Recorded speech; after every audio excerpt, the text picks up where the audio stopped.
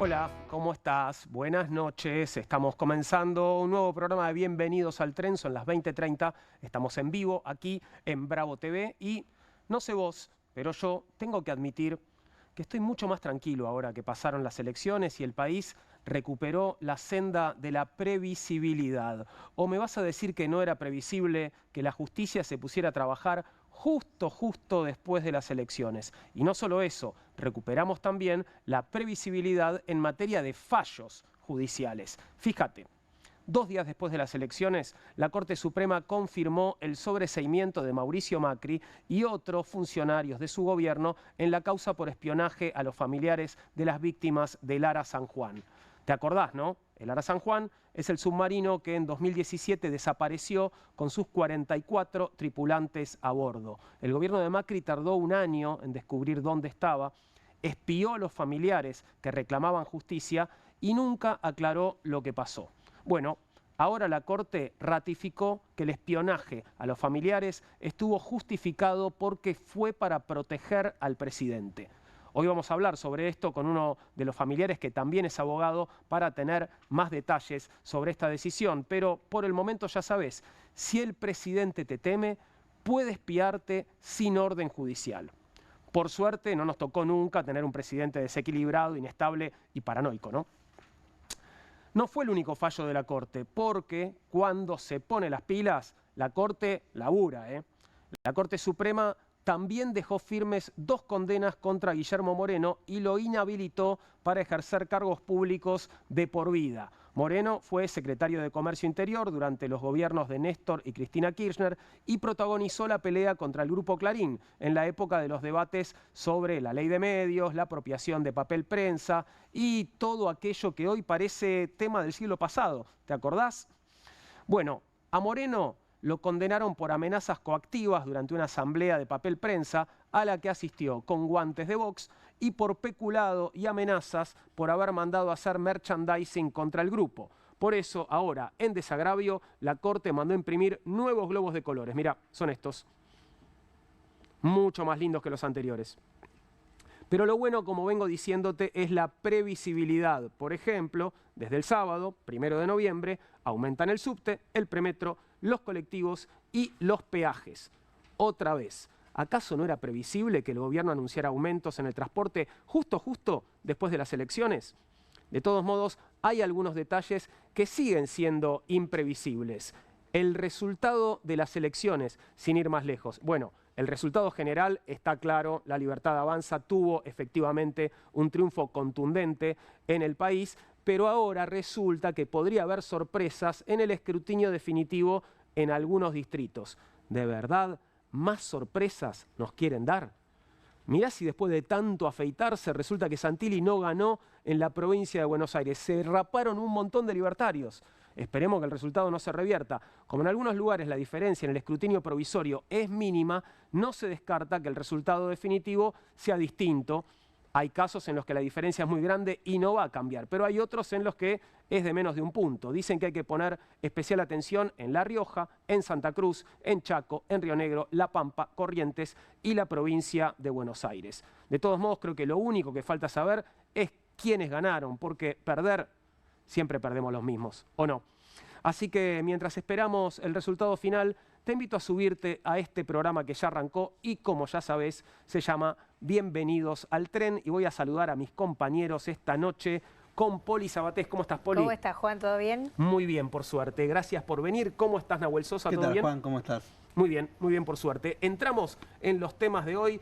Noticias en el furgón.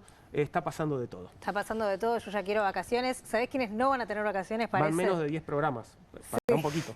Bueno, pero es casi noviembre. Sí, eso es cierto. Sí.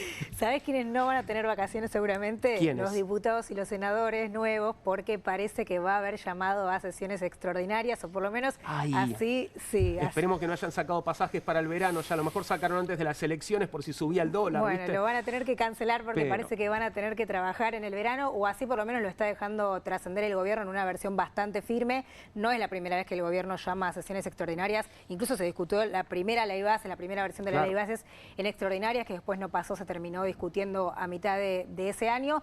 Pero ahora se tratarían reformas muy grandes. Estamos hablando primero del presupuesto, no es una reforma, pero eso sí, ya hay que celebrarlo, digamos, que se vaya a tratar un presupuesto, creo que es una buena noticia. Después de 2 años sin presupuesto, ¿no? Y las reformas laborales, impositivas y tributarias.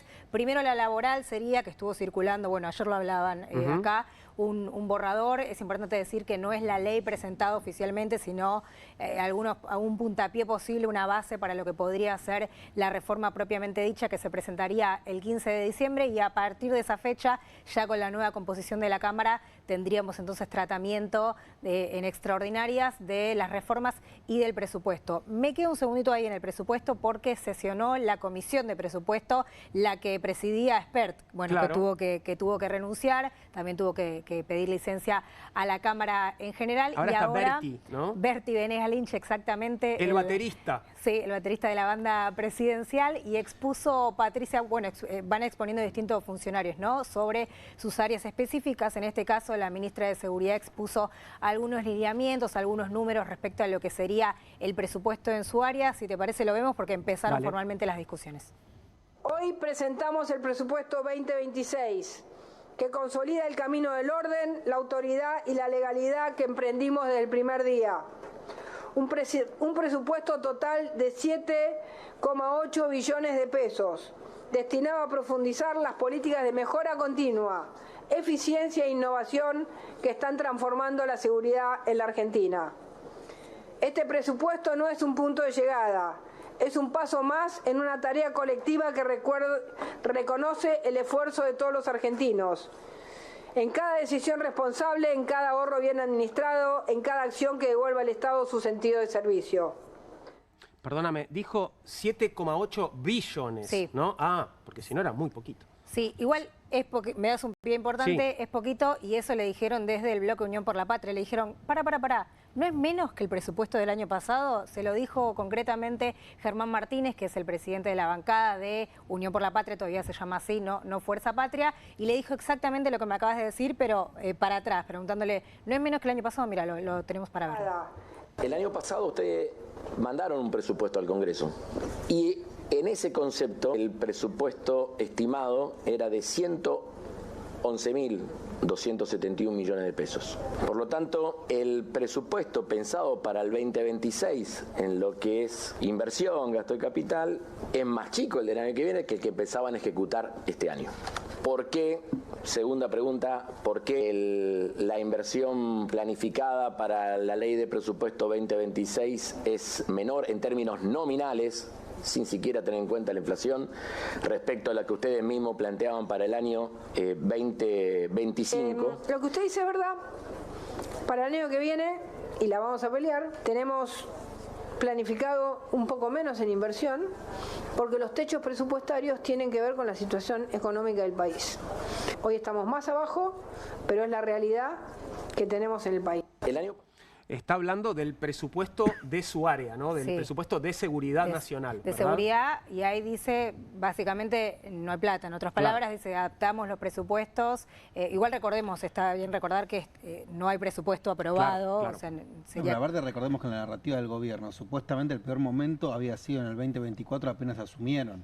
O sea, el 10 de diciembre dijeron que fue el peor momento y todo el 2024, y supuestamente ya en el 2025 se estaba un poco mejor, ya pasó. Ya había pasado. Exacto, lo peor ya pasó. Bueno, esa fue la primera ronda de interpelaciones. Van a seguir hablando los funcionarios en la comisión y, como decía recién, se van a tratar supuestamente, digo supuestamente porque se formalizaría esta semana, vamos a ver qué pasa, en extraordinarias como la reforma laboral, la reforma tributaria. De esas todavía no hay detalle muy concreto, no hay así exposiciones formales, porque un poco se va a discutir mañana en una reunión que hay con gobernadores y el presidente Javier Milei. Dato importante, va a estar Javier Milei, y lo señalo porque ni bien asumió el mandatario, se reunió con gobernadores a finales de diciembre del 2023, pero después delegó esas reuniones a Guillermo Franco, a Lisandro Catalán, ministro del Interior. No se apersonaba a él directamente a hablar con los mandatarios provinciales. Mañana sí, se Salvo supone. En esas ocasiones simbólicas como el presunto Pacto de Mayo. Bueno, viste que tuvimos 2 años seguidos de fotos con gobernadores, la segunda foto con mucho menos gobernadores que la primera, Sí. pero ahora hay muchos que tienen ganas de volver, Sí. seguramente a tener foto con el presidente, Sí, ¿no? ahora es reunión, está bien lo que decís, eso fue la foto allí en el Pacto de Mayo, ahora es reunión de trabajo, se supone, con, bueno, invitaciones no a todos los gobernadores, esto hay que decirlo, incluso hay preguntas sobre por qué no fueron invitados todos los gobernadores. Lo que dicen de la Casa Rosada es que invitaron a los dialoguistas. Esto es, lo voy a dividir, es una división arbitraria entre los aliados, Esdero, Frigerio de Entre Ríos, Cornejo, los de Provincias Unidas, que a veces son aliados, a veces no. Esos serían los dialoguistas. Sí, sí, los primeros y los segundos, Bien. sí, claro, los dialoguistas, porque los primeros son básicamente del gobierno. Un tercer grupo que son los peronistas, dialoguistas, si querés ok. decirlo de alguna manera. En esta ocasión fueron invitados Jaldo y Jalil de Catamarca, por ejemplo, y un cuarto grupo que son los peronistas intransigentes, según el gobierno, que directamente no fueron ni siquiera invitados. Tenemos un tuit de Raúl Timerman que se pregunta justamente por qué, ahí está, los 7 gobernadores peronistas son de otro país. Bueno, Jaldo y Jalil dijeron que finalmente recibieron la comunicación de la Rosada, pero Kicillof de la provincia de Buenos Aires, Gilda Infran de Formosa, Gustavo Melella de Tierra del Fuego, Ricardo Quintela de La Rioja y Sergio Silioto de La Pampa todavía hasta hace un ratito, hasta hace unas horas, no habían recibido la comunicación. Algunos de ellos dijo, si me llaman voy, Claro. pero descontaban que no iban a ser convocados porque, bueno, no vienen siendo convocadas a estas instancias. De todos modos, es importante, obviamente, el llamado a... Claro, digo, sí. no, me parece que es un desafío interesante para el presidente, también para los gobernadores que el gobierno considera intransigentes, poder dialogar cuando pensás diferente del otro, digamos, pues si no, digo, ¿para qué gracia tiene el diálogo si pensamos igual? ¿no? Totalmente, es bastante básico y además yo creo que Estados Unidos también está esperando una foto de una mesa bastante nutrida con distintos sectores. El gobierno de Trump pide de alguna manera un diálogo social más grande, pero bueno, por ahora algunos que quedaron fuera de la invitación, sí, otros, como decía recién, fueron los primeros en ser llamados, por ejemplo, Rogelio Frigerio de Entre Ríos, que hoy habló en los medios de comunicación y se mostró contento por ese llamado y además dispuesto a negociar o por lo menos dialogar sobre las reformas que se vienen. Lo tenemos para ver. Es así, tiene que ver también con las palabras del presidente el mismo domingo a la noche, donde hizo ese llamado. Creo que es muy importante. Creo que el 2026 tenemos la oportunidad enorme de avanzar sobre esas reformas que venimos postergando desde hace por lo menos 30 años. La reforma del sistema impositivo, la reforma del sistema de coparticipación federal, la modernización de las leyes laborales, generar un sistema de seguridad social más sustentable en el tiempo. Es así. Ahí estaba el gobernador de Entre Ríos, entonces, uno de los más cercanos, ¿no? Sí, lo pongo en mi primer grupo, que es los que con los que el gobierno cuenta seguro sí o sí. Bueno, es importante decir que a algunos gobernadores les fue bien, a algunos mal en estas elecciones, así que van un poco a escuchar la agenda del gobierno. Creo que Claro. esa es la consecuencia de las elecciones. Lo que dicen es que, bueno, van a ir a escuchar qué tiene para proponer el gobierno y en todo caso a una primera reunión para negociar de aquí en adelante. Mañana 5 de la tarde entonces la reunión. ¿Es el encuentro? ¿Dónde es? ¿Casa Rosada, Sí, en Olivos? Rosada, con el presidente, con Guillermo Francos, que ahora no se sabe si sale, quizás no. Ujú. Los cambios en el gabinete también fueron discusión de las últimas horas, porque suena otro jefe de gabinete, que es Manuel Adorni, en las últimas horas. Pero ¿cómo entonces no va a asumir en la legislatura Bueno, porteña, Adorni, como nos había prometido? Hay una versión muy fuerte, también lo ponemos entre comillas, todo esto cambia todos los días. Ayer decíamos, los cambios en el gabinete van a esperar, ahora parece que son inminentes. Bueno, vamos a ver qué lugar tiene Francos. Mañana va Francos, se supone. Claro, Francos y supongo yo estará el ministro del Interior Y también, ¿no? Catalán mañana Claro. va a estar también para entablar ese vínculo natural con los gobernadores. Veremos qué foto obtiene el gobierno y qué concesiones hacen los gobernadores respecto a las reformas que se vienen, que insistimos son estructurales y muy, muy grandes. Ahora, el perfil de Adorni es, bueno, muy diferente al de Francos, ¿no? No sé si tiene, digo, si te ofrece las prestaciones que debería ofrecerte un jefe de gabinete, Manuel Adorni.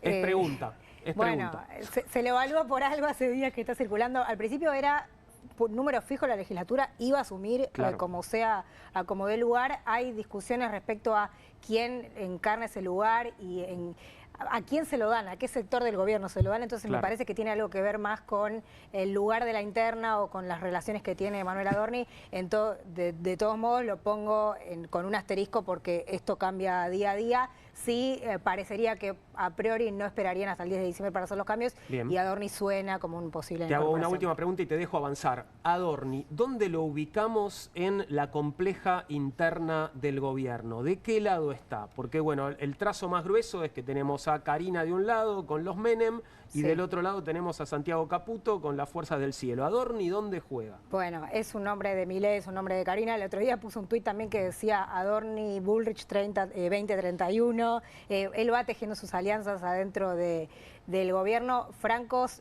no tiene una buena relación con Santiago Caputo, entonces eso es lo que es. La negociación tendría que ir por ahí, que sacan a Francos para darle lugar a alguien más allegado al llamado Triángulo de Hierro. Así que, bueno, veremos cómo se reacomodan las figuritas, pero es uno de los nombres que suena. Insisto, mañana quizás vengo y te digo, se queda Francos, asume Karina, asume Santiago, lo que sea, pero es uno de los nombres que son hoy. Y bueno, después supongo que los gobernadores también tendrán algo que decir de este lugar, porque también se está planteando una renovación del Ministerio del Interior. Suena Santiago Caputo para un Ministerio del Interior. Bueno, vamos a ponerlo todo en potencial, pero lo que quiero decir y transmitir es que hay cambios en el gobierno y que el resultado bueno para el gobierno de las elecciones obligó a repensar lugares y a pensar dónde colocar a cada uno de los jugadores que tiene Milei. Bien, y pasamos a lo que es seguramente la noticia de la semana en la región, sino en el mundo. Indudablemente, ¿no? Estamos hablando de Brasil, estamos hablando de Río de Janeiro, con estas más de 130 muertes. Allí estamos viendo algunas imágenes, hasta anoche eran 60 en estos operativos contra el Comando Vermelho, una de las organizaciones criminales más grandes, entiendo que es la segunda organización criminal más grande del Brasil, llevada a cabo por el gobernador de Río de Janeiro, Cláudio Castro, bolsonarista él, y allí estamos viendo imágenes de la conmoción social, básicamente vecinos y vecinas de favelas y alrededores recogiendo cuerpos de la calle. Hoy, insisto con esto, bueno, no hubo clases en gran parte del estado, mucho teletrabajo, gente que no fue a sus establecimientos para quedarse en su casa porque la indicación era no salgan de sus casas, y de una noche a una mañana con la aparición de muchos más cuerpos. Ayer, como decía recién, eran 60 los fallecidos y ahora ya estamos hablando de más de 130. Mucha preocupación por lo que pueda venir. Hay obviamente amenazas de este grupo de venganza, de tomar represalias por lo que fue de los operativos más sangrientos y más violentos de la historia reciente de Brasil. Así que muchísima conmoción mundial, regional por supuesto, pero mundial, por lo que es una locura en las calles de Brasil, muy triste. Un procedimiento muy cuestionado. Muy cuestionado. El genocidio de los pobres es uno de los títulos que más circuló, ¿no? Con respecto a lo sucedido allí, porque entiendo que también muchos de los muertos no están ni siquiera identificados. No, hay un proceso ahora largo de identificar. Bueno, Lula está encarando ese proceso, pero muy triste las imágenes y con mucha preocupación de si fue algo aislado o si puede venir, en qué contexto político se da también, si fue una cuestión de campaña, como dicen algunos, o tiene que ver con algunas otras cuestiones. Bueno, todo Brasil conmocionado y sobre todo en la ciudad mucha conmoción. Abrimos la conversación sobre este tema saludando a Andrés Ailari, que está con nosotros aquí en la mesa, analista internacional. Gracias, Andrés, por estar con nosotros. Bienvenido. ¿Cómo están? Muchas gracias por la invitación. No, por favor. Y saludamos también a Bruno Lima Rocha, que es politólogo y periodista y está en Brasil en este momento. Bruno, ¿cómo estás? Buenas noches, te saludamos desde Buenos Aires. Bienvenidos al tren, ¿todo bien? Hola, todo bien de mi parte, sí, todo bien, gracias por la invitación. Bruno, ¿estás en Río de Janeiro en este momento? En este momento no, yo soy de ahí, estoy afuera, trabajo y tengo parientes, amigos, toda una vida ahí, estoy bastante en contacto con esta ciudad, pero no estoy. ¿Y qué te están contando sobre la situación en este momento en la ciudad? ¿Cómo está todo? Digo, ya tiende a normalizarse, hay amenazas de que pueda haber nuevos enfrentamientos o represalias. ¿Cómo está la ciudad de Río de Janeiro en este momento? Bueno, la normalidad posible de una ciudad fraccionada donde una parte de su territorio convive con bandas criminales, convive también con paramilitarismo de parapoliciales y que no es de interés de ninguna facción y tampoco de los parapoliciales aumentar el riesgo y el conflicto. Lo que pasó ayer fue una represalia clásica porque operaciones así, hay que decírselo, ocurren casi semanalmente, pero no tienen tamaña escala. No tienen esta escala de 100 órdenes de captura, y terminaron llevando solamente a 2 personas. Pero una cosa hay que decir, esta es la rutina de Río a por lo menos 40 años y va aumentando un poco la letalidad o mucho la letalidad, pero siempre pasa lo mismo. La policía llega, tira a toda la gente, decreta ejecuciones extrajudiciales, la banda se enoja, cierra calles, cierra avenidas, hace una asfixia a la circulación de la ciudad a la región metropolitana, pasa una semana o 2, la cosa vuelve a su, entre comillas, normalidad. La normalidad, ¿cuál es para terminar?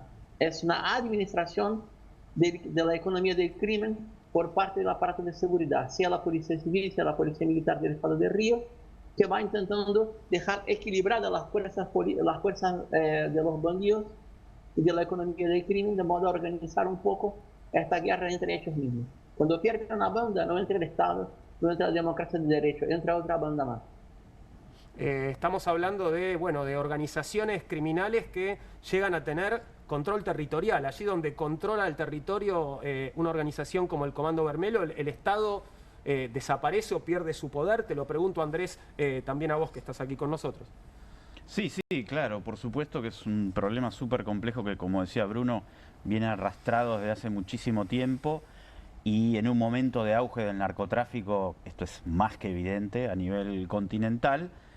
Y le agregaría en un momento donde Trump está apostando a hacer una guerra contra el narcotráfico generalizada, a mí lo que me parece, ya para dejar un punto colocado acá de análisis, es que esto no es un bombardeo al Comando Vermelho, sino que es un bombardeo, y si hay chance lo desarrollamos, me parece que es un bombardeo a la gobernabilidad del presidente Lula y a la posibilidad muy grande que tiene de reelegirse en octubre del año que viene.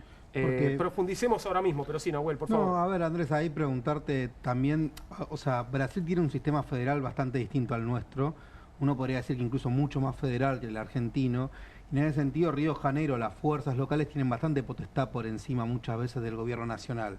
O sea, ¿hasta dónde ves que Lula está habilitando esta situación y hasta dónde no tiene que ver con una acción del bolsonarismo en propio Río de Janeiro? Por eso, tiene que ver con una acción del bolsonarismo.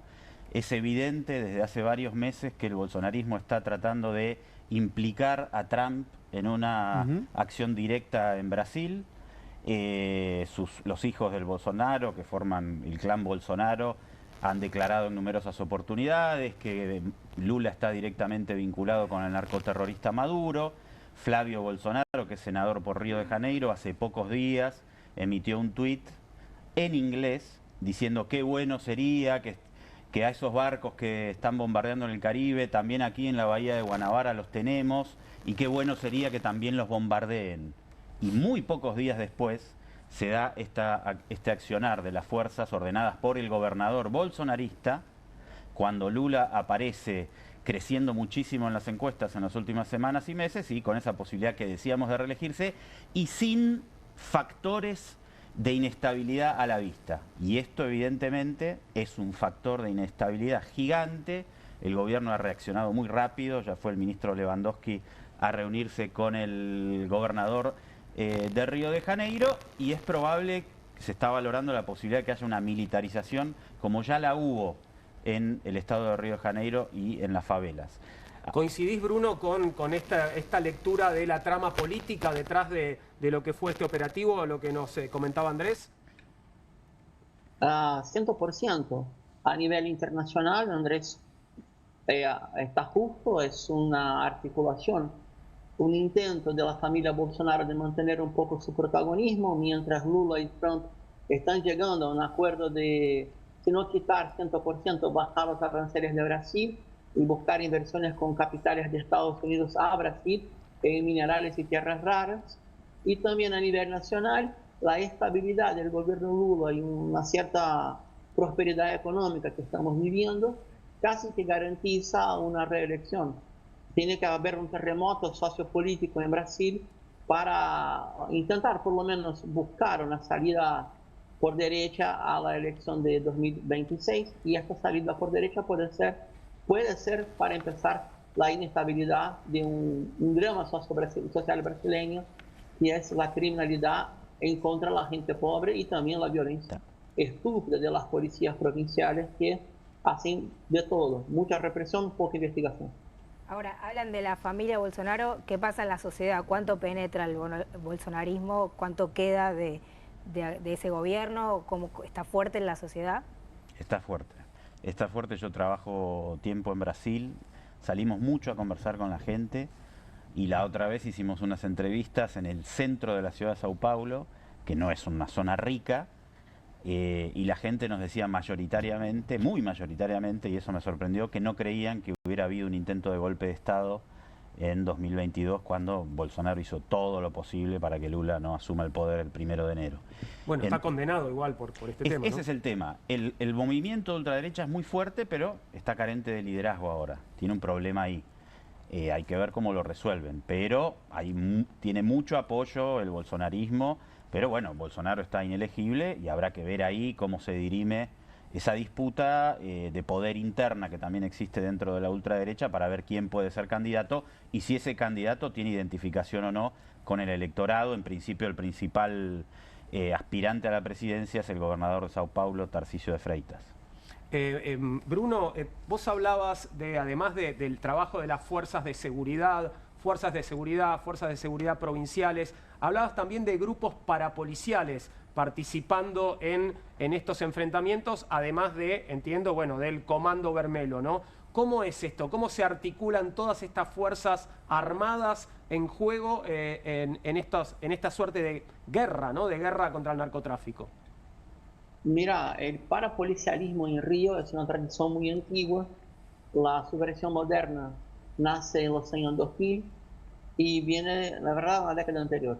¿Qué implica? Que algunos policías de rango mediano organizaban territorios de la zona oeste de la expansión urbana y metropolitana en Río, y de ahí pasaban a ser líderes políticos locales, hacían la parte de venta de inmuebles y de a poco sustituían en parte el Estado. Por ejemplo, cobraban derecho de piso, cobraban doble impuesto al comercio local, tenían monopolio del gas, monopolio de la telecable, monopolio del transporte alternativo. Eso suena a la mafia, Bruno. Parece un comportamiento mafioso. Sí, pero de territorio. Son gente de rangos medianos y abajo de la policía. La cosa esprachó bastante. Llegaron a tener el gobierno Bolsonaro en Río, su zona metropolitana, casi un cuarto del territorio de la región metropolitana de Río, que tiene el tamaño poblacional del conurbano bonaerense, más o menos. Pero están cada vez más débiles porque tuvieron pérdidas, tuvieron mucha gente presa, perdieron su liderazgo histórico y el Comando Vermelho está tomando los territorios de estos grupos en la zona oeste y sudoeste de la ciudad. Lo más importante, estos grupos parapoliciales cambiaron el modo de actuación de las bandas narcos clásicas, Comando Vermelho, Tercer Comando, el Amigo de los Amigos, porque ahora todas las bandas entienden que una comunidad, un territorio, es una zona de extracción de riqueza y también una zona para esconder o organizar su logística de la economía del crimen. El narcomenudeo cada vez da menos dinero en Brasil. Hay mucha poca plata. La clase media ya no va a comprar en ninguna favela. Tiene teleentrega, tiene WhatsApp, tiene delivery de droga en Río y en Brasil. Es muy conocido. Lo que sí pasa es que hay nuevos negocios ilegales o semi-ilegales, como por ejemplo el robo de cargas, la generación a cielo abierto, el tráfico de armas, la producción de armas semi-artesanales y también, hay que decirlo, la extracción de riqueza de la población dominada, sea por las bandas, sea por los parapoliciales, sea por los distritos policiales o batallones locales que cobran una coima regular. Esto nadie me contó. Yo era profesor maestro de adultos en favela y yo he visto unas cuantas veces. Nadie me dijo lo que estoy diciendo a ustedes. Es una cosa muy testimonial. Ahora, perdonad la broma macabra. Yo no sé si cobran 3%, pero cobran una tasa fija, eso es seguro. Bruno, ¿cómo está ahora? Concretamente, mañana va a haber clase, la gente va a trabajar, ¿se espera o les está pidiendo que se queden en la casa o ya está todo un poco más tranquilo? Ayer las clases fueron suspendidas, hoy también. Mañana es según cada municipio. Río creo que suspende, pero ahí va cambiando municipio por municipio, porque la zona metropolitana son casi 20 municipios alrededor de Río. La circulación de colectivos va a ser de 2/3, hoy fue la mitad, y el servicio público está un poco con menos gente, porque también Estamos en la semana del empleado público y hay un semiferiado más o menos. O sea, ya hay menos gente trabajando también. Ahora, la descripción que hacía Bruno, Andrés, de los negocios de las bandas originalmente, entiendo, bandas de narcotráfico, bueno, parecen haber diversificado, ¿no?, sus negocios y no dedicarse solamente al narcotráfico. El narcotráfico sería como una de las actividades de estas bandas. Sí, es como describía Bruno, y esto pasa en muchos países latinoamericanos, ¿no? Y acá en Argentina también, donde se termina generando un orden social en base a grupos ilegales en algunos lugares. Tal vez aquí mucho menos que en otros países, pero esto se ve mucho en Venezuela, con los paramilitares colombianos, en la propia Colombia con los paramilitares que tienen control de distintas barriadas, y en Río de Janeiro es similar. Terminan haciendo una labor social importante y de control. En Sao Paulo esto es muy fuerte también, con el PCC, y llama la atención el poder que tiene. Y claro, por eso la lectura política que hacíamos era no el Estado da un golpe o realiza una acción, un operativo como el que ha lanzado, sabe cuál va a ser la respuesta. Por esto, en mi interpretación, no se puede dejar de hacer una lectura política de por qué en este momento, a pocas horas de que Lula y Trump se hayan juntado, algo que hizo mucha fuerza el bolsonarismo por evitar, y parecen haber llegado a algún tipo de acuerdo, ¿no? Y ahora, digo, hablando de acuerdos, ¿hay acuerdos, hay negociación entre las bandas, las distintas bandas que tienen controles territoriales y el Estado?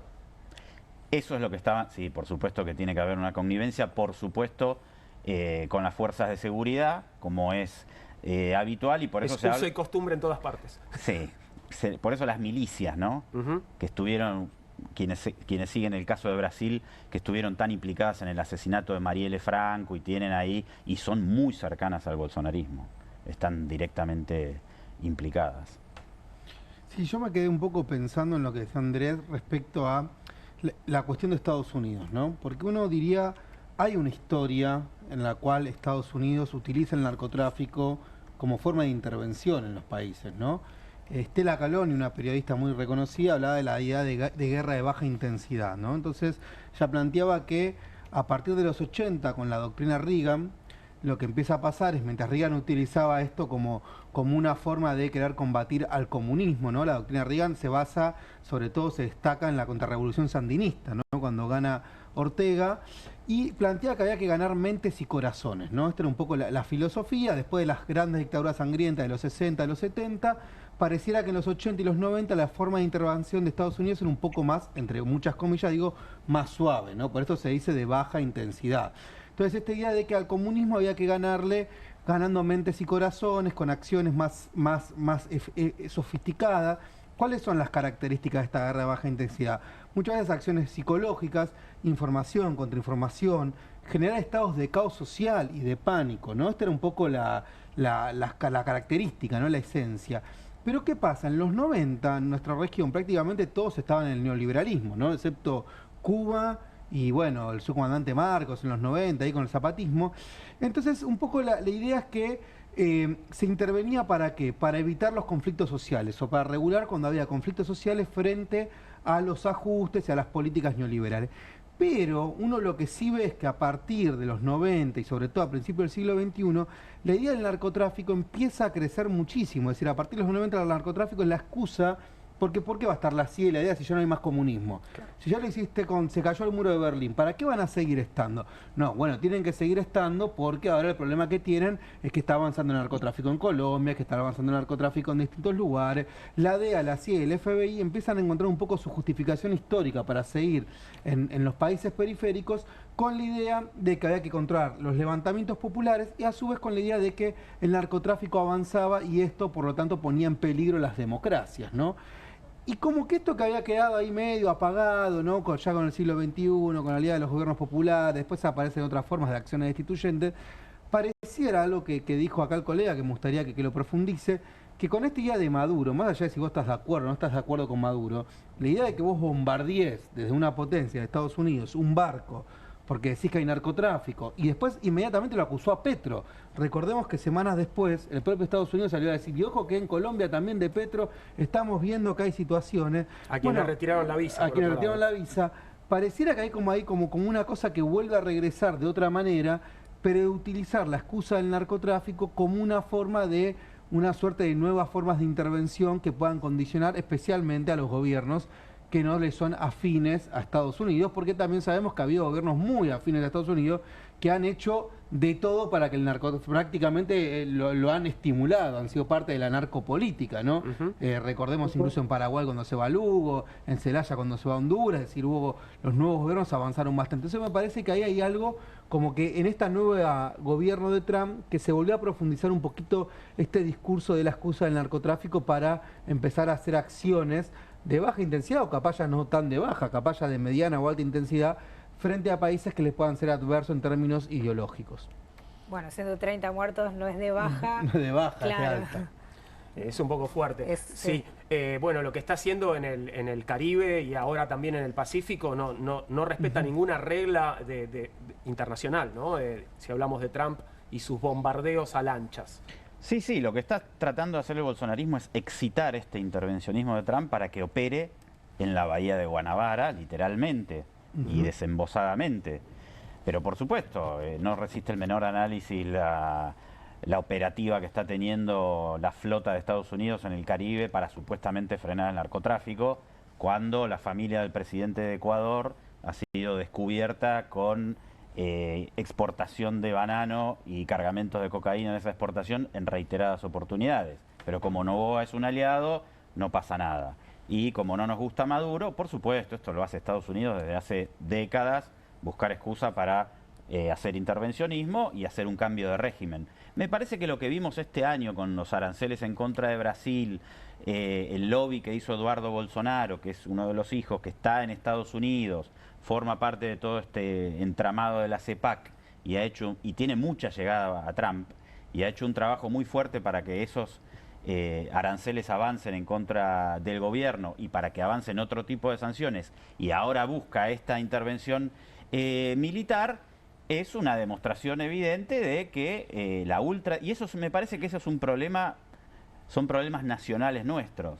Vemos que en Argentina Milei quiere que intervenga Trump todo el tiempo para salvarle las papas, y la ultraderecha en Brasil, que no gobierna, quiere que intervenga Trump para que pueda haber un cambio de régimen y volver ellos al poder. Esa es la batalla. Bueno, pero me quedo pensando en Brasil porque decís por un lado el bolsonarismo está muy fuerte, pero por otro lado Lula tiene chances de reelección.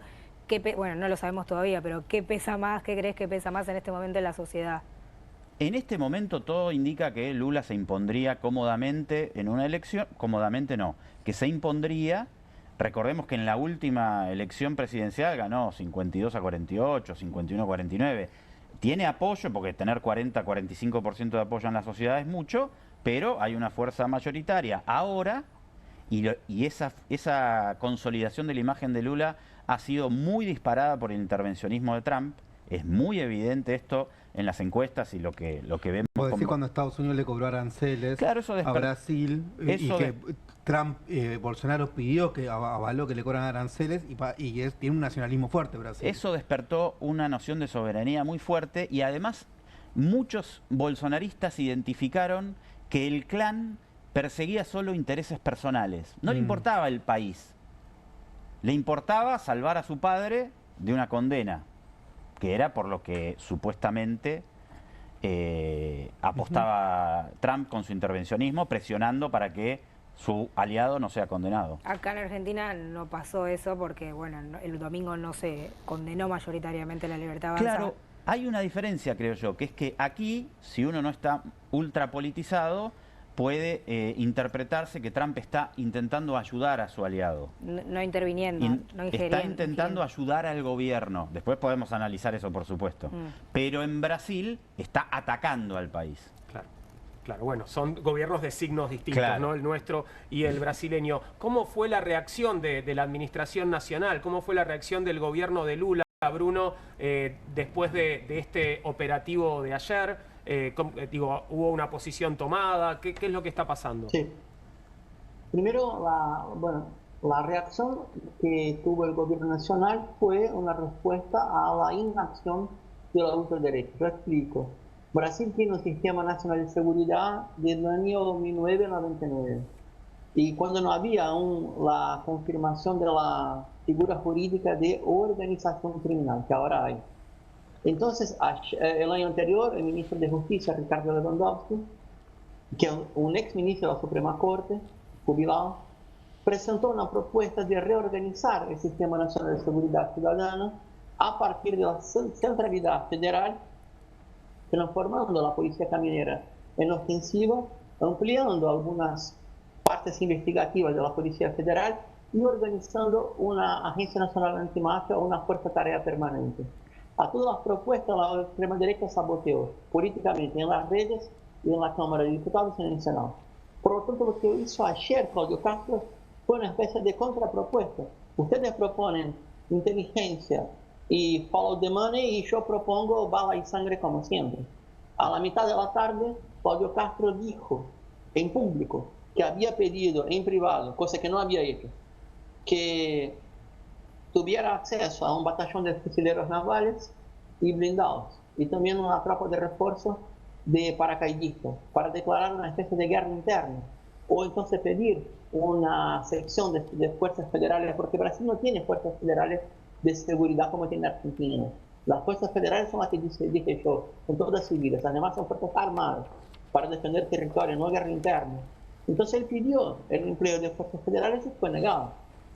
Y entonces fue a público, dijo, maldita Suprema Corte que impide las operaciones, y este gobierno nacional que no quiere ayudar a Río, no sé qué, no sé cuánto. En privado llamó a Brasilia pidiendo disculpas a la ministra de Relaciones Institucionales, la diputada Gleisi Hoffmann. Y en privado también articuló con los gobernadores de extrema derecha una videoconferencia que pasó hoy por la mañana, buscando una especie de, si uno quiere, quiebre del pacto federal, donde un Estado brasileño enviaría policías militares a otro Estado brasileño, cosa que la ley nacional no permite. Brasil tiene una fuerza cooperativa llamada Fuerza Nacional de Seguridad Pública, que es organizada desde el gobierno nacional, pero cuenta con policías estaduales. Para terminar, hoy por la mañana, el ministro de Justicia, Ricardo Lewandowski, de la Casa Civil, Rui Costa, fueron a Río de Janeiro a una reunión de puertas cerradas, poniendo las cartas sobre la mesa. En el Senado van a abrir una comisión de inquérito, de investigación. En general no llega a ningún lado, es un circo político, pero en la Cámara sí. Parece que va a caminar un poco más rápido ahora, que hay un nuevo arreglo, yo diría, un acierto político con las oligarquías políticas y Lula, de hacer caminar para adelante esta propuesta del Sistema Nacional de Seguridad Pública a nivel federal. Sería por ahí. ¿Cuántos fallecidos, Bruno? No sé si lo dijiste antes, ¿cuántos fallecidos habría sin identificar todavía? Sin identificar, eran muchos, porque es importante este tema, ¿no? Los 64 de la operación pública, a ellos se sumaron a los 50 o 56 que fueron asesinados en una emboscada en la parte alta del cerro donde hay todavía selva. Empujaron a parte de los sospechosos para subir el cerro e hicieron una emboscada de guerra, matando a todos o casi todos, y algunos fueron decapitados para semear terror en esta facción criminal. Así fue. Estás hablando de decapitados, perdón, ¿y quiénes serían los responsables de esas decapitaciones? Así, aquí hablamos de qué, de parapoliciales, de las fuerzas de seguridad, de integrantes del Comando Vermelho. ¿Quiénes habrían llevado adelante eso? Bueno, la información que hay es que la emboscada fue realizada por el Batallón de Operaciones Especiales de la Policía Militar. El cerco fue del Batallón 41 de la Policía Militar. Y una parte de lo que fue la pinza para poner en la trampa a estos sospechosos fue de una sección de la Policía Civil. No hay presencia de paramilitarismo en acciones públicas en la zona norte. En la oeste hay. Algunas veces hay un acuerdo de policía local con paramilitarismo para tomar comunidades, pero esa vez no. Quien estuvo en acción fue la Policía Civil de Río con sus fuerzas de élite y la Policía Militar de Río con sus fuerzas de élite también. Es una locura lo que está contando. Es una locura. ¿Y detenidos? ¿Hay detenidos? ¿O están todos muertos? 82 creo yo, Andrés, 82, 84. Pero muy importante esta pregunta, muy importante. La Fiscalía del Estado, que es buenísimo, opera muy bien, labura limpio y la fino, investiga a fondo, hizo una investigación de un año para llegar a 100 nombres. De los 100 nombres de blanco de captura, 30 eran de otros estados. ¿A dónde quiero llegar? ¿Cuántos de estos 100 hombres fueron capturados siendo cabecillas de rango medio o alto de la facción criminal, solamente 2. O sea, una operación con 2.500 efectivos, 134 muertos para una captura formal de blancos de investigación a 2 tipos. No tiene sentido. Bruno, te agradecemos mucho por estos minutos, te mandamos un abrazo grande y esperamos que todo, bueno, no sé, que se resuelva, que se calme. Obviamente no hay resolución posible para las víctimas de este desastre, ¿no? Pero bueno, esperamos que vengan tiempos mejores. Un abrazo grande. Muchas gracias, un abrazo grande. Hasta luego. Andrés, me quedé pensando en algún momento aludiste también a la situación en nuestro país, ¿no? Estamos hablando, en este caso, de organizaciones criminales que tienen décadas de construcción y de desarrollo y que son, bueno, efectivamente parece muy poderosas también en términos territoriales. ¿Tenemos algo así en Argentina? Todavía no. ¿Eso está creciendo, se está generando en nuestro país? No, creo que todavía no, pero primero que esto es tremendamente asustador, ¿no? Es como... es una cantidad... ha superado a la masacre de Carandirú, de la famosa cárcel en los 90, la cifra de muertos. No, por supuesto que en Argentina no hay fenómenos así. A mí me preocupaba mucho ver la situación de Rosario, por supuesto, esto tuvo amplia difusión, pero ahora parece haber cierto control ahí, ¿no? Y después tenemos acá los barrios periféricos de la ciudad, no están en este nivel, pero es evidente y me parece que es muy fuerte lo que pasó en la última campaña con la narcopolítica acá, me parece muy potente, inédito, y ahí hay que empezar a ver qué pasa, ¿no? Hay que tener cuidado, mirarlo, o sea, prevenir, digamos, que no llegue... Esto me parece que el narcotráfico, yo no quiero hacer esto un análisis ideológico, trasciende todas las ideologías y es un problema que no le encontramos solución y que va penetrando cada vez más. Y se ve que en esta última campaña es evidente que aquí en la Argentina, no a nivel de organizaciones barriales y tal, paró lo de Rosario, pero creció muchísimo el caso de Fred Machado y los vínculos con los candidatos Esper y la diputada de Río Negro evidencia una trama muy compleja. De la que estamos viendo solo una puntita por el momento, parecería, ¿no? Sí. Complejo, realmente. Ahora, hay otro punto que es que el narcotráfico y el tráfico de armas y bueno, y toda esta economía, digamos, no sé, oscura, marginal, ya es buena parte, digo, es un porcentaje importante del flujo económico mundial a esta altura, claro. ¿o no? Sí, por supuesto. ¿Quiénes lavan todo ese dinero?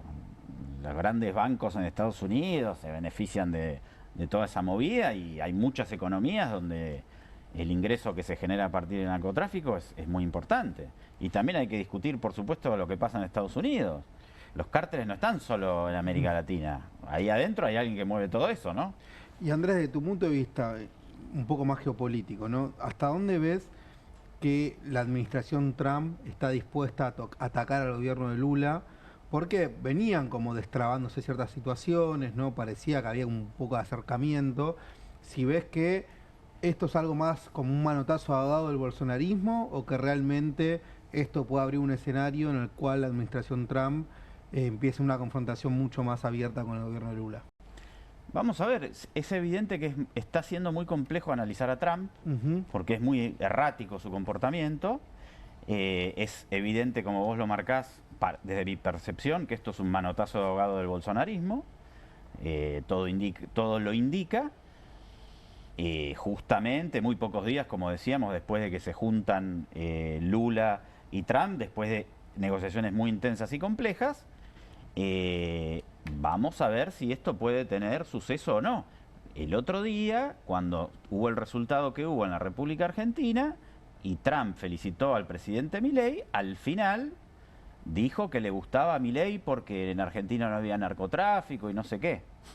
O sea, claro, el tema del narcotráfico está siendo muy utilizado como discurso de penetración o de injerencia en América Latina, está en el eje discursivo del presidente de Estados Unidos y vamos a ver si esta operación, si es que es así, esta operación que le planta el bolsonarismo en Río de Janeiro, le hace abrir los ojos a Marco Rubio, al secretario de Defensa y a Trump para decir, ah, bueno, tenemos que ver qué pasa en Brasil, o si prima una visión más racional de decir, vamos a seguir conversando con el presidente Lula. La verdad que no tengo ni idea cómo puede reaccionar ese hombre, ¿no? Andrés, muchas gracias por haber venido. Fue un placer escucharte, conversar con vos. Muchas gracias. Andrés Zailari venía a conversar con nosotros sobre el caso de Brasil. Vamos a tener otra mesa ahora, vamos a abrirla muy rápidamente con respecto a los fallos de la Corte Suprema. Ayer la Corte Suprema, bueno, se expidió sobre varios temas que estaban pendientes, ¿no? Sí, por primera vez después de las elecciones fue la primera vez que, bueno... La primera acordada. La primera acordada, obviamente las elecciones fueron el domingo, pasaron poquitos días. Creo que el más resonante fue el de Lara San Juan, dejaron firme el sobreseimiento de Mauricio Macri, un expediente que tuvo 1 año y medio la Corte en sus manos y algunos dicen, bueno, lo resolvió muy rápido después de las elecciones. Recordemos que los familiares de los 44 tripulantes fueron espiados por la central de Mar del Plata de la entonces AFI. Bueno, la Corte, por una cuestión formal, no por una cuestión de fondo, consideró que debía quedar firme el sobreseimiento de Macri. Bueno, junto a la firmeza de la condena a Guillermo Moreno y otras causas, la Corte se expidió. Creo que la de Lara San Juan es la más resonante de las de ayer. Claro que sí. Vamos a saludar a Luis Tagliapietra, que está en contacto con nosotros y es, bueno, obviamente pariente de uno de los tripulantes de Lara San Juan. Luis, ¿cómo estás? Y abogado también, por supuesto, y estuvo muy involucrado en esta causa, ¿no? Luis, ¿cómo estás? Buenas noches. ¿Qué tal, Juan? Buenas noches. ¿Cómo le va? Muy bien, muy bien. Gracias por atendernos. Bueno, obviamente me imagino que no habrá sido grato cómo recibieron esta noticia, aunque también intuyo que la esperaban. Por supuesto, sí, las dos cosas. Nada fue grato desde hace casi 8 años, ¿no? Y esta última, digamos, decisión de la Corte era esperable, ya nos habían rechazado el recurso, presentamos la queja y es casi como un manotón de lavado, ¿no? O sea, es muy difícil que hayan pretendido tratar el tema. Molesta que no se hayan tomado siquiera el trabajo de revisar el expediente, de revisar la prueba, de revisar los planteos y por lo menos tener la valentía de expedirse. Pero tal como vos dijiste, era algo que ya teníamos previsto a tal punto que yo ya tengo preparada la presentación ante la Corte Interamericana de Derechos Humanos, que exige que se agote primero todas las vías internas de un país para poder ir hasta allá. Así que lo vamos a hacer a la brevedad, seguramente la semana que viene.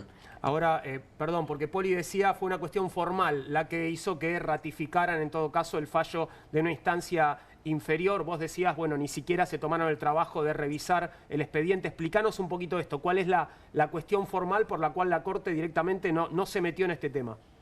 Porque argumentaron erradamente, en realidad, que no era una cuestión constitucional. O sea, a la Corte se puede ir a partir de distintas circunstancias que tienen que ver o con la revisión de una condena, por ejemplo, o alguna cuestión vinculada a su competencia originaria, o bien cuestiones que son de índole constitucional.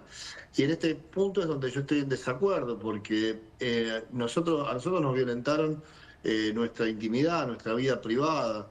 Eso está amparado por el artículo 19 de la Constitución Nacional y por los tratados internacionales de derechos humanos. Y lo que argumentaron los jueces de Cámara, que son los que sí revisaron la prueba y se expidieron, es que justamente toda esa tarea de espionaje que incluyó, además de intervenciones telefónicas, de intervenciones de correo electrónico, por ejemplo, personas que se han infiltrado en el grupo de familiares haciéndose pasar por tales cuando no lo eran, y un montón de otras situaciones desagradables y ilegales para mi modo de ver, que todo eso, dijeron los jueces de Cámara, que estaba justificado porque era en pos de garantizar la seguridad del entonces presidente Mauricio Macri. Y la verdad, no solamente todo eso es ilegal, sino que es una falta de respeto, porque nosotros jamás, ni siquiera le faltamos el respeto al presidente Macri, muy por el contrario, a los que nos faltaron el respeto fueron a nosotros, pero lejos estuvimos nunca jamás de ser o de representar algún tipo de peligro, y esto lo dijeron los propios testigos de Macri, que eran los responsables de su seguridad, jefe de casa militar y de la seguridad presidencial, justamente que nosotros nunca estuvimos en el radar como potenciales riesgos para su seguridad. Quiero saludar a Mauro Benente, doctor en Derecho por la UBA, que está aquí en la mesa con nosotros. Bienvenido, Mauro, gracias. No, gracias a ustedes. Por sumarte, y puntualmente con respecto al caso del que estamos hablando con Luis, ¿cómo ves la decisión de la Corte Suprema de ayer? Bueno, en primer lugar, no quiero naturalizar que lo ideal sería que un juez de la Corte dé explicaciones, ¿no? En general, lo que sucede con cualquier poder del Estado es que cuando se toma una decisión de tal envergadura, y sobre todo varias que tomó ayer la Corte, lo natural es que un juez de la Corte, un secretario de Corte, dé explicaciones públicas sobre eso. Tenemos naturalizado que la Corte dicta sentencias y no da este tipo de explicaciones. ¿Por qué resolvimos de esta manera? ¿Por qué resolvimos de otra? Lo primero que hay que tener en cuenta es que la Corte decidió la fecha para tomar esta y en conjunto con todas las otras, digamos. Pero no es casual. No es casual, digamos. Los martes es días de acuerdo, los jueces los martes definen qué causas van a dictar sentencias. En el día de ayer dictaron unas 400 sentencias, decidieron incluir en el mismo día esta causa que resolvieron, las confirmaciones de las condenas a Guillermo Moreno, el sobreseimiento de Federico Sturzenegger, varios rechazos de recursos de la expresidenta Cristina Fernández de Kirchner. Con lo cual, causa Cuadernos. La causa Cuadernos, con lo cual lo que hay es una decisión clara de la Corte de decir, este martes postelectoral queremos resolver este conjunto de causas porque la Corte resuelve sus plazos, sus acuerdos como quiere, cuando quiere y en los términos que quiere. Ahora, perdón, te interrumpo un segundo. La selección de temas es un mensaje en sí mismo, ¿no? De esto vamos a hablar ahora. Este es el combo que te ofrezco hoy. Por supuesto, o sea, y esto no es una interpretación rebuscada de alguien que mira, o sea, la Corte no tiene plazos de resolución, la Corte resolvió ayer causas que tenía hace más de 2 años, como por ejemplo esta, resolvió causas como la de Federico Sturzenegger, que tenía hace como 7 años. Que le dio bien, ¿no? Por suerte Federico está tranquilo. Pero digo, es innegable que la Corte decidió un martes, después de las elecciones, organizar su agenda de sentencias a sacar. Y en este caso particular, más allá de que para opinar con absoluta precisión hay que tener contacto con el expediente, sin eso no se puede hacer, sí llama la atención una cuestión formal por la cual la Corte rechazó la sentencia, digamos, meterse en el fondo del asunto, que es una acordada que dictó la Corte en el año 2007, la acordada 4, que entre otras cosas manda a contar la cantidad de renglones que tiene el recurso y el tamaño de letra. La Corte estuvo 2 años contando la cantidad de renglones y midiendo el tamaño de la letra. Entonces, digamos, uno puede tener, en términos jurídicos, un montón de perspectivas, enfoques. Hay muchas lecturas que uno puede tener en el expediente. Lo que cuesta explicar es por qué una sentencia de estas características que se resuelve en conteo de renglones no fue resuelta en 1, 2, 3 o 4 días y la Corte medió políticamente los tiempos para sumar esta causa a otras de cierta relevancia política. No sé si lo tenemos a Luis todavía. Sí, está ahí, Luis. Porque decías, Luis, que van a ir a la Corte Interamericana. Quería preguntarte cómo es esa instancia. Bueno, es difícil pensar que en tu país no tenés justicia y que tenés que ir a otro tribunal. ¿Qué estrategia piensan? No, claro. Primero una aclaración, porque está bien lo que dijo el colega. Eso lo dijo en base al recurso que hizo otra colega, que es la doctora Valeria Carreras, que sí erró en las formalidades del recurso, pero no fue en mi caso. En mi caso se expidió justamente discutiendo la cuestión de la constitucionalidad. Y repito, eso es lo más grave, ¿no? Como en base a tu pregunta, sí, aparte todos los que alguna vez intentamos ir a la Corte Interamericana de Derechos Humanos sabemos lo complicado y difícil que es.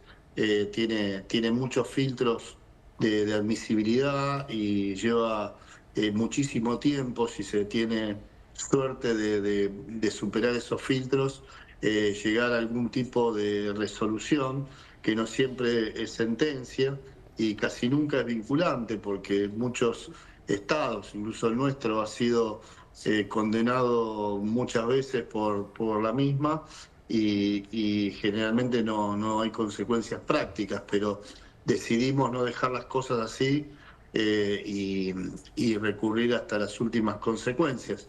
Y cuando hablas de justicia, me permiten 2 minutos, porque justamente esto por ahí nos llama hoy, pero no deja de ser una causa adyacente a lo que más nos importa a nosotros.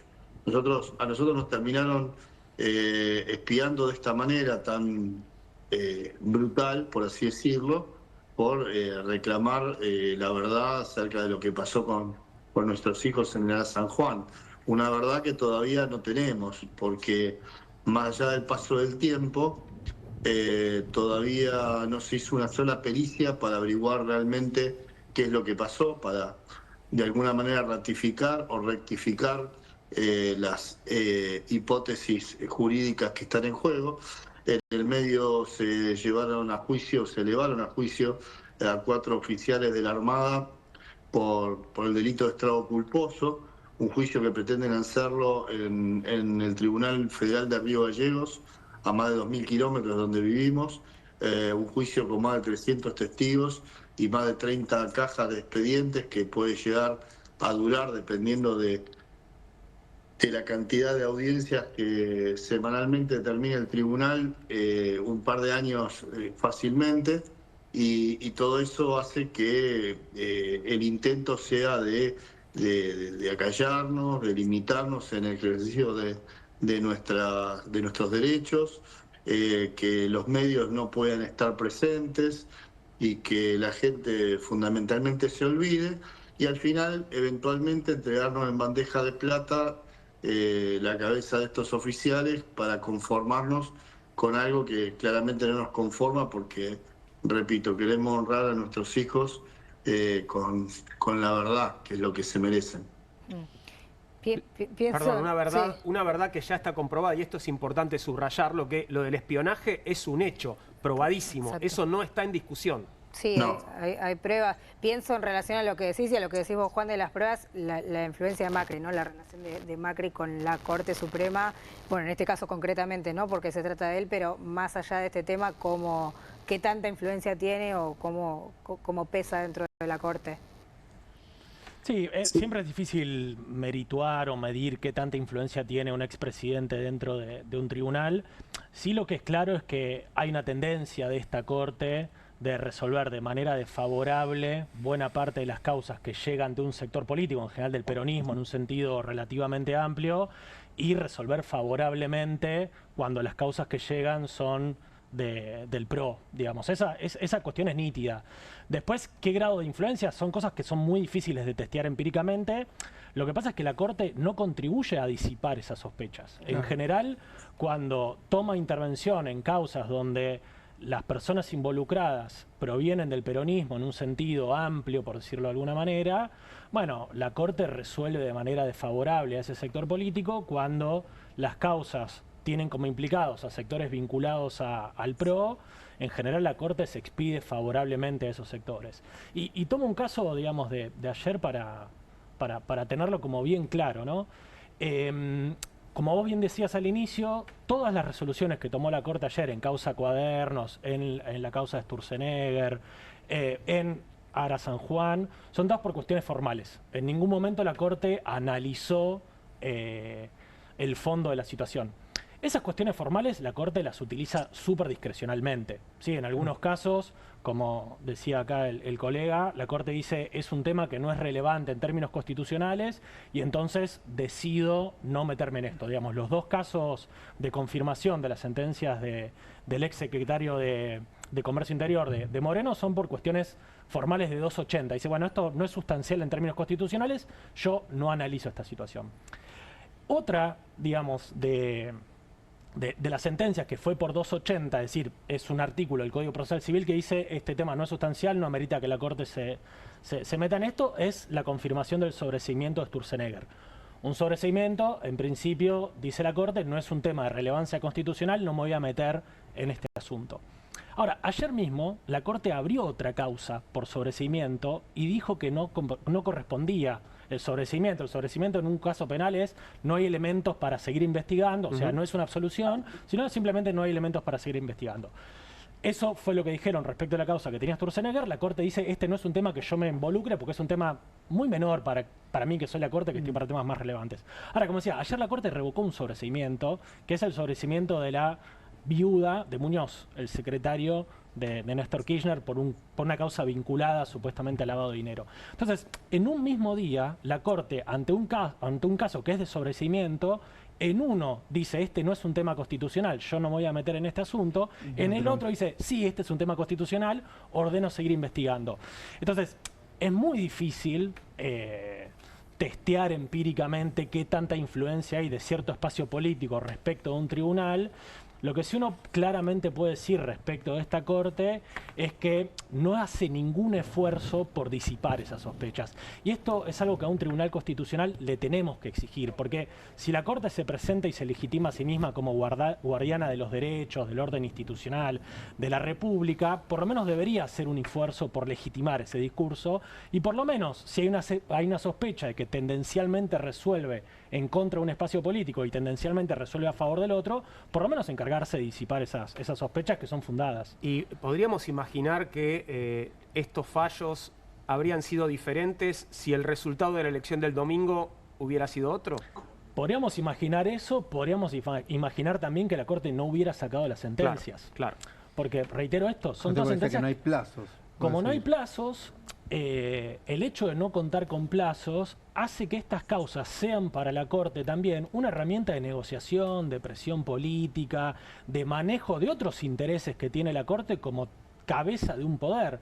Entonces, el hecho de no contar con plazos habilita que la Corte haga esto y que, yo diría, podría haber resuelto de otra manera o podría haber sucedido lo que venía sucediendo, que es que la Corte guardaba estas causas, porque la Corte las tenía guardadas, sobre todo, y esto lo reitero, porque en algunos casos, si no me meto porque no es un tema constitucional, eso se resuelve con un parrafito que se tendría que haber pegado en la sentencia 1 semana, 2 semanas, 3 semanas después, 1 año después, no 7 años después o 6 años después, como el caso, por ejemplo, de la confirmación del sobreseimiento de Sturzenegger. Entonces, yo diría las cosas, podrían haber sido otras o podría haber seguido lo que venía sucediendo, que es que la Corte no resolvía sus temas.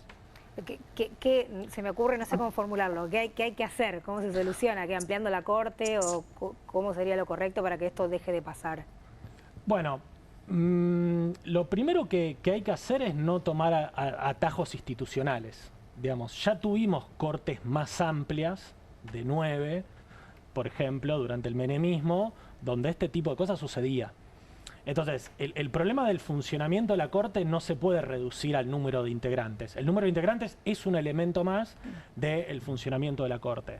Entonces, lo primero que hay que definir es qué perfil de Corte queremos. Si es un perfil de Corte que toma intervención solamente en los casos más relevantes en términos institucionales, y si va a ser la política la que ordene ese funcionamiento institucional, o vamos a tener el perfil de Corte que tenemos ahora, que es una Corte que se da sus propias reglas del juego, en parte porque la Corte tiene el poder para hacerlo, pero en parte también porque hay un abandono de la política.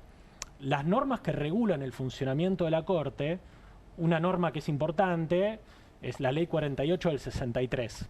Si llego al 63, todos piensan, 1963, no, 1863. ¿Sí? Esa es una de las reglas que organiza el acceso a la Corte.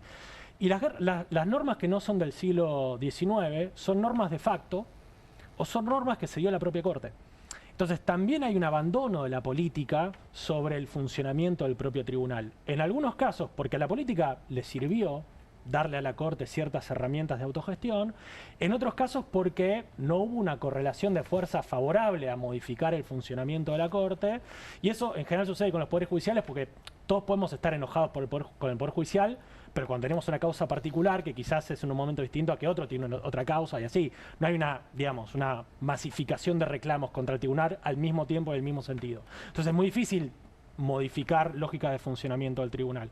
Pero entonces, lo primero que hay que definir es si vamos a seguir con este perfil de corte, donde dejamos que la corte se autogestione, o si queremos tener una intervención política del funcionamiento de ese tribunal. Y en ese punto, lo que tenemos que discutir políticamente, democráticamente y demás, es qué tipo de causas le tenemos que dar a la corte, porque no puede ser que la Corte defina sobre qué causas interviene y cuáles no, y una vez que definamos qué tipo de causas le queremos dar, ahí dar una lógica de funcionamiento que tiene que incluir la cantidad de miembros, pero que no se puede reducir a eso.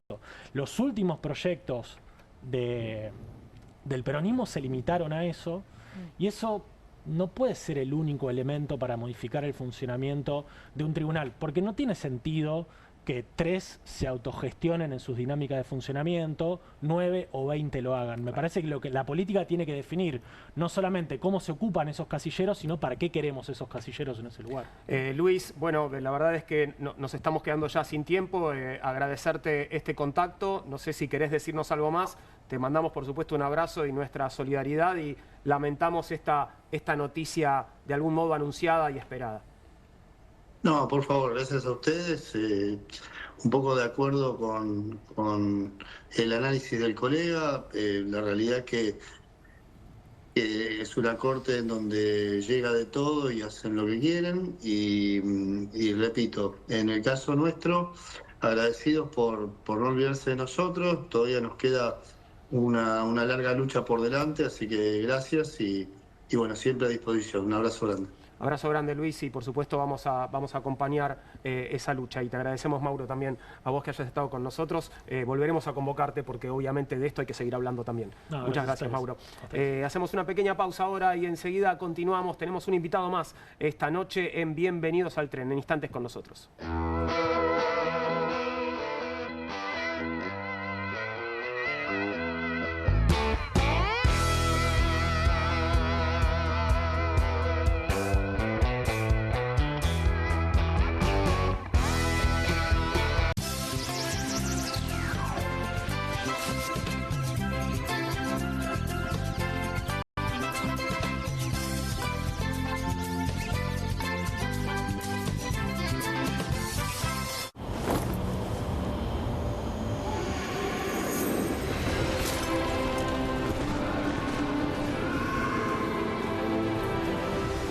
Betano, divertite a otro nivel con el bono de bienvenida. Straight 8, la nueva herramienta de entrenamiento que te ayudará a pararte más derecho, ensanchar los hombros y alinear la columna para un alivio instantáneo. Todo mientras ayuda a reducir el malestar por encorvarse. Desde el momento en que te lo pones, tu postura comenzará a cambiar. El secreto son sus 8 puntos de apoyo que se involucran en la espalda baja, espalda media, hombros y cuello, trabajando juntos para una alineación perfecta, desarrollando memoria muscular que te enseñará a pararte derecho por años. Me veo más alto, sumo el estómago, me veo en forma. La gente me pregunta si adelgacé, pero es por el Straight 8. Straight 8 es ultra cómodo, enriquecido con fibras de cáñamo que absorben la humedad para que puedas usarlo todo el día sin sudar. Se ajusta fácilmente para que pueda usarse por hombres grandes y corpulentos hasta mujeres pequeñas. Es tan ligero y discreto que puedes llevarlo debajo de la ropa y nadie notará que lo llevas puesto.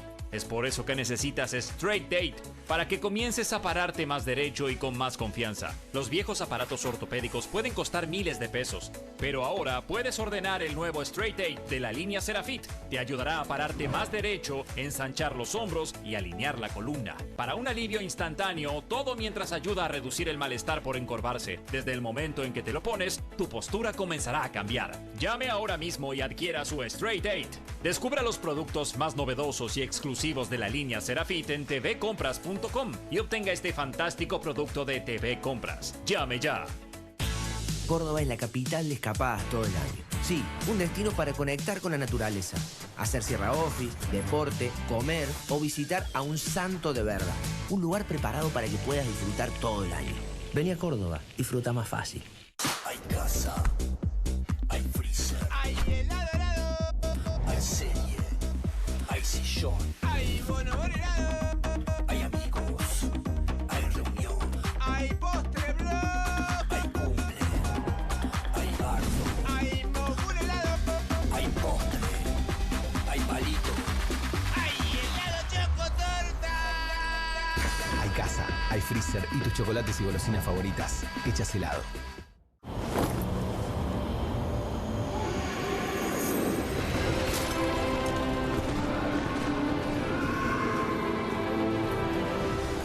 Betano. Divertite a otro nivel con el bono de bienvenida.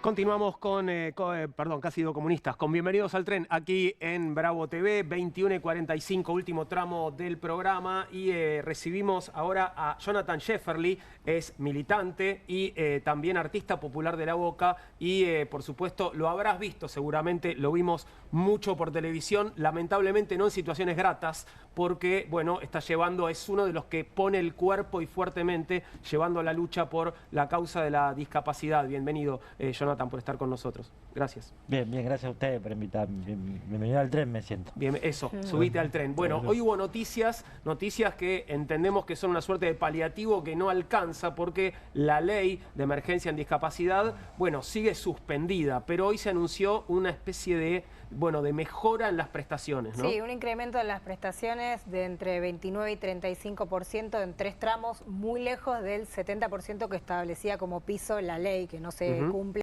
Así que bueno, es una mejora, pero por supuesto hay reclamos del sector que dicen no es lo que votó el Congreso. Claro. ¿Cómo interpretás este anuncio? Porque parece como una cosa medio distractiva. Es otra burla, otra falta de respeto, otra sinvergüenzada de este gobierno o desconocimiento de cómo es el colectivo de las personas con discapacidad.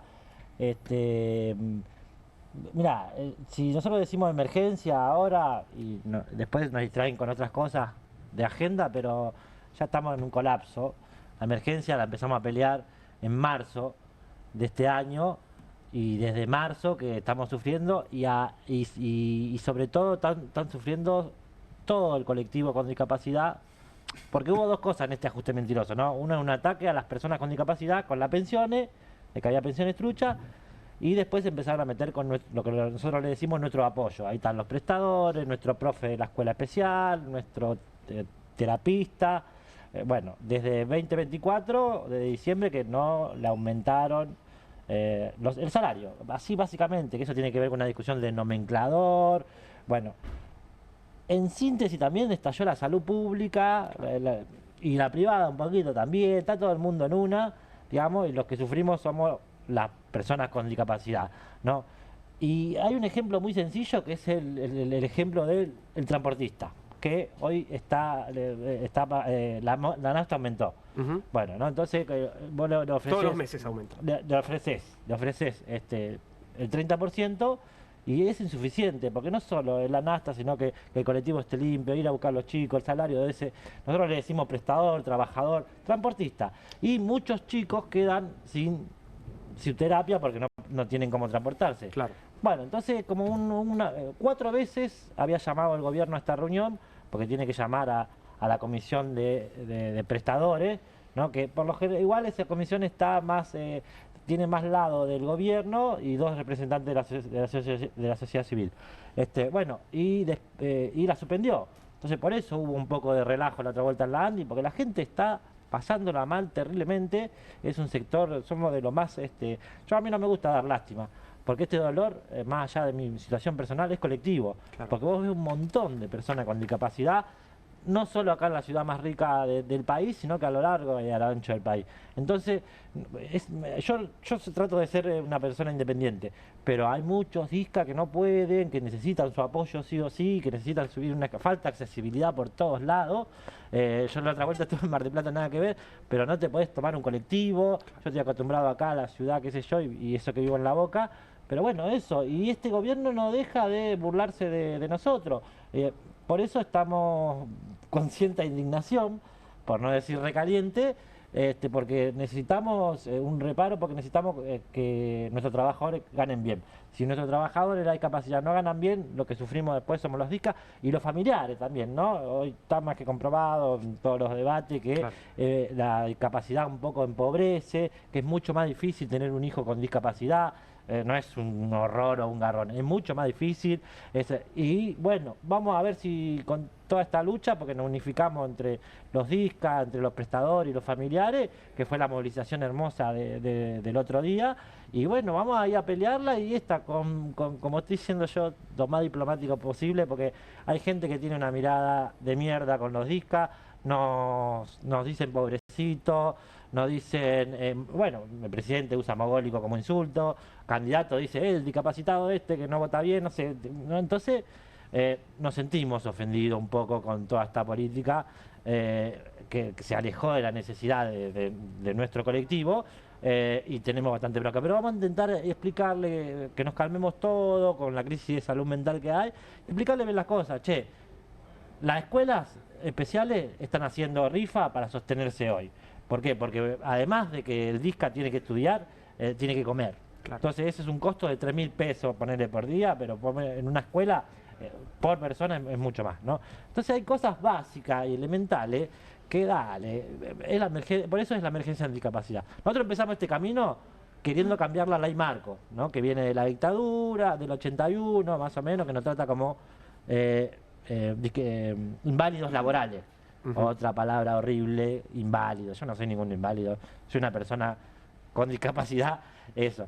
Y bueno, empezamos y con todo esto que se vino, que ahora bueno, no quiero hablar de tanta política, pero bueno, lamentablemente la inflación nos pega de lleno, ¿no? Y este apoyo de Estados Unidos, y que ellos siguen jugando a sostener este país que lamentablemente no se sostiene, y lo que pagamos somos, estoy hablando muy rápido, no, somos los que realmente necesitamos y tenemos discapacidades.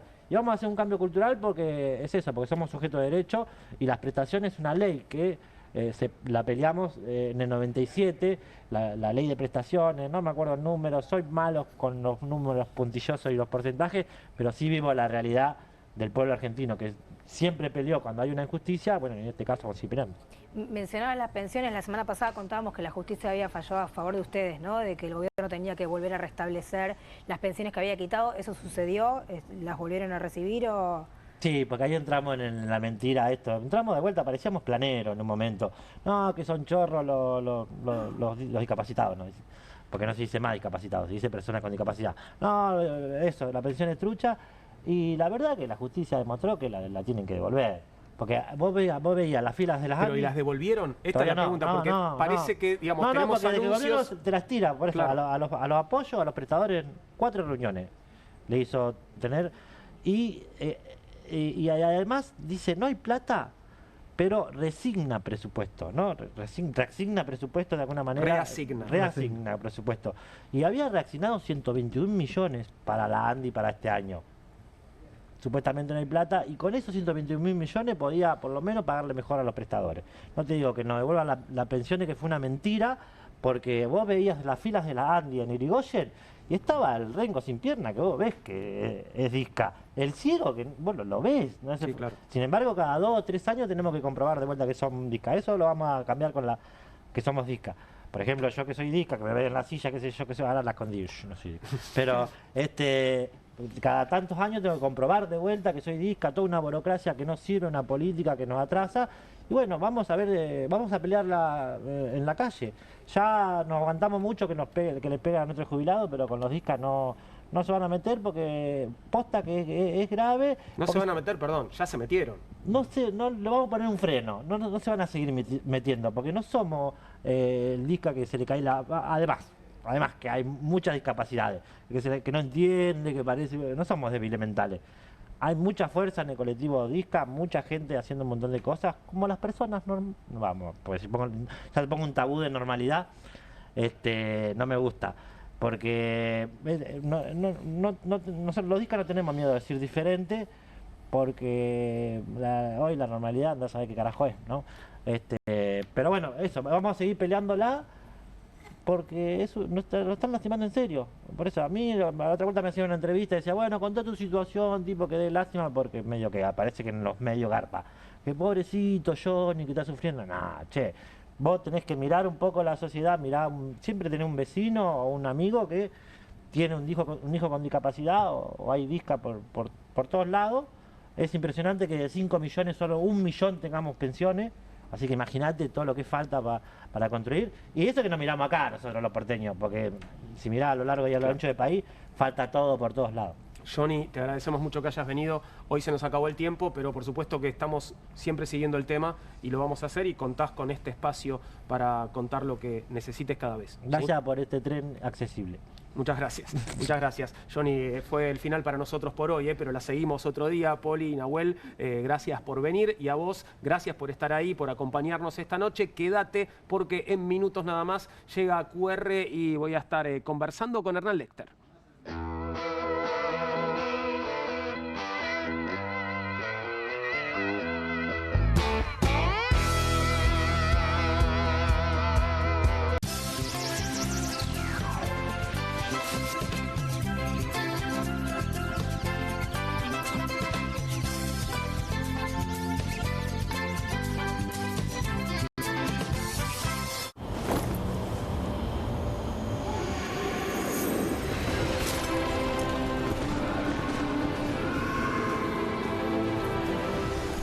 Betano, divertite a otro nivel con el bono de bienvenida.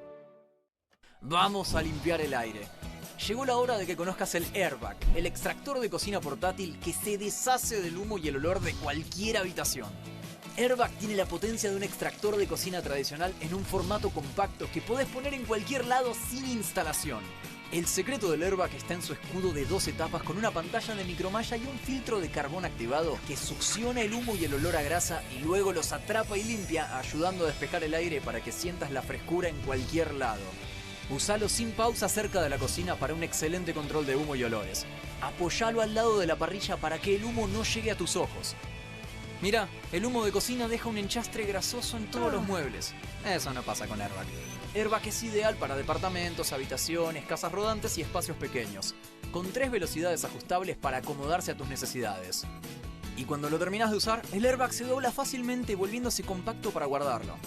Si lo encargas hoy, recibís el increíble y mejorado Airbag Deluxe con una manija para traslado y luz LED incorporada. Llegó la hora de que conozcas el Airbag, el extractor de cocina portátil que se deshace del humo y el olor de cualquier habitación.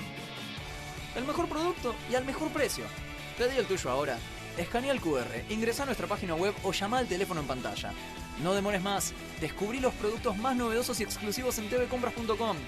No pierdas tiempo. Aprovecha esta oferta y obtén este fantástico producto de TV Compras. Llama ya. Cueste lo que cueste. El primer streaming de Perfil.com, conducido por Román Yuch junto al Doc Juan Heruela, los periodistas Marcelo Mármol Moura y Lucas Buceta. Información deportiva, opinión y análisis. Cueste lo que cueste. De lunes a viernes, a las 10 horas, por Bravo TV. Emprendidos, con la conducción de Ornella Flench. Historias de emprendedores en primera persona. Consejos prácticos para alcanzar sus metas. Emprendidos, de lunes a viernes a las 12 horas por Bravo TV. QR, con la conducción de Paulo Caruso y gran equipo.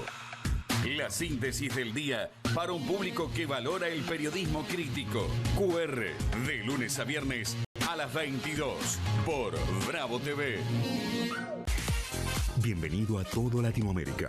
Caras TV llegó a DirecTV, el canal de las celebridades. Entretenimiento exclusivo las 24 horas del día. Más Caras, con la conducción de Héctor Maugeri. Red Carpet, Caras News, Caras Realeza, Caras Fashion, Caras TV. Llegó a DirecTV. Contenidos exclusivos para toda Latinoamérica. hay una casta superior que es los periodistas que si mienten, calumnian, injurian y dicen cualquier cosa. ¿Tenés ahí los nombres de los periodistas que tengo que meter en cana? No nos tomamos esto a la joda, como esos periodistas mentirosos. Y dentro de la cancha vale todo, que la vayan a buscar, la tienen adentro. Soy un abanderado de la batalla cultural, pero los imbéciles con déficit de IQ doméstico, ay, no, miedo. Mientras que las imbéciles de los periodistas... ¿Sabes la cantidad de periodistas que tengo para mandar a la hoguera? Las mentiras de los medios. Y periodistas ensobrados, operadores, basuras. No me venga con que son inocentes. No digo que sean tan malos como los periodistas. Digamos, raya el mal gusto propio de cerdos. Creo que es una ofensa decirle periodistas. ¿Sí? Milei odia al periodismo. Nosotros amamos al periodismo. Suscríbete a perfil.com.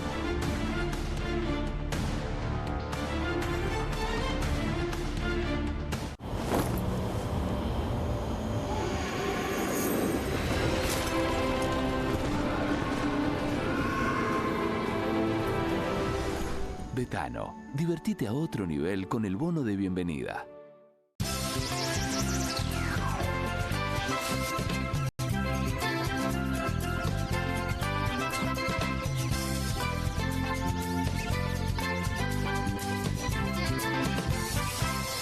Aquí finaliza el horario de protección al menor.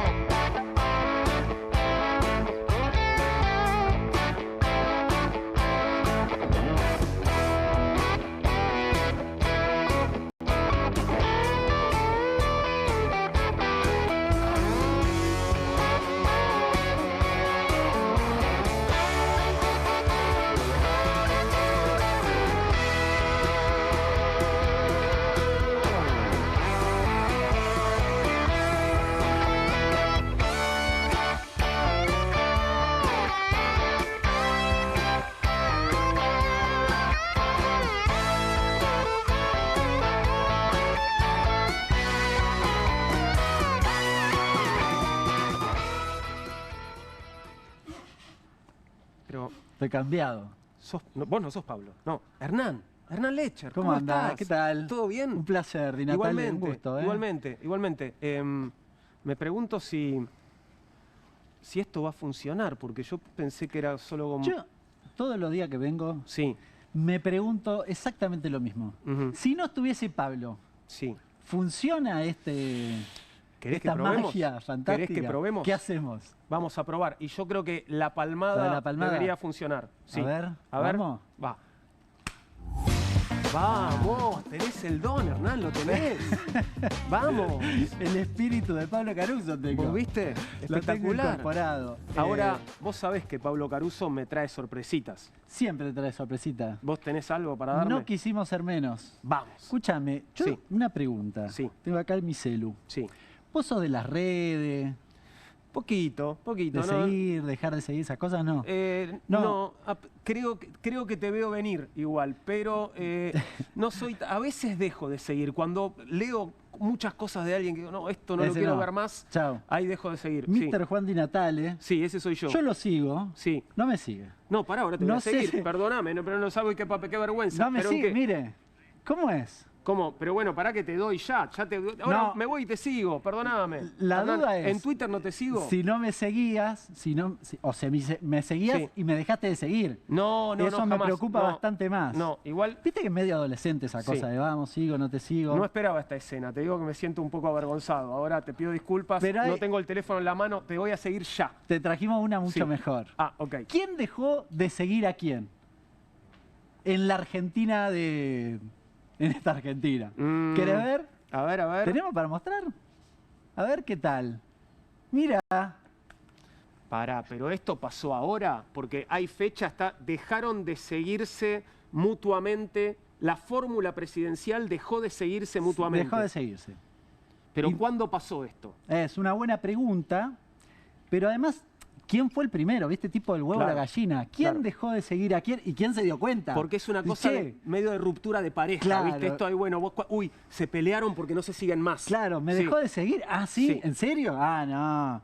Ahora dejo de seguirlo yo. Sí, claro. Está bien igual, esto, ¿no? Bueno, me parece que más divertido seguir al Jabo que seguir a Victoria. Victoria no te publica mucha cosa, ¿no?